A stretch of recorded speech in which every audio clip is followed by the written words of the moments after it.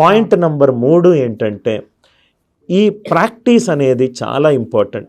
ఒక మహానుభావుడు అన్నట్టు ప్రాక్టీస్ మేక్స్ మ్యాన్ పర్ఫెక్ట్. నా ఉద్దేశంలో ఆ లైన్ తప్పు. Perfect practice makes man or women perfect. Perfect practice especially maths లాంటి టాపిక్స్లోకి మనము ఎంత ప్రాక్టీస్ చేస్తేనే అంత కాన్సెప్ట్ మనకు అర్థమవుతుంది. అలా చేయకుండా ఒకేసారి వింటే స్టాటిక్ టాపిక్ అర్థమవుతుందో కానీ మ్యాథ్స్ మాత్రం అర్థం కాదు. Point number 4 consistency. లైఫ్లో నేను బాగా ఇష్టపడే క్రికెటర్ సచిన్ టెండూల్కర్, రాహుల్ ద్రవిడ్. రైట్? ఎందుకు అనంటే సచిన్ టెండూల్కర్ వినోద్ కాంబ్లీ అంత గొప్ప క్రికెటర్ కాదు, కానీ తన 20 సంవత్సరాల నెట్ ప్రాక్టీస్లో ఒక 2-3 సార్లే లేట్గా వెళ్ళాడు. Rahul Dravid is consistent.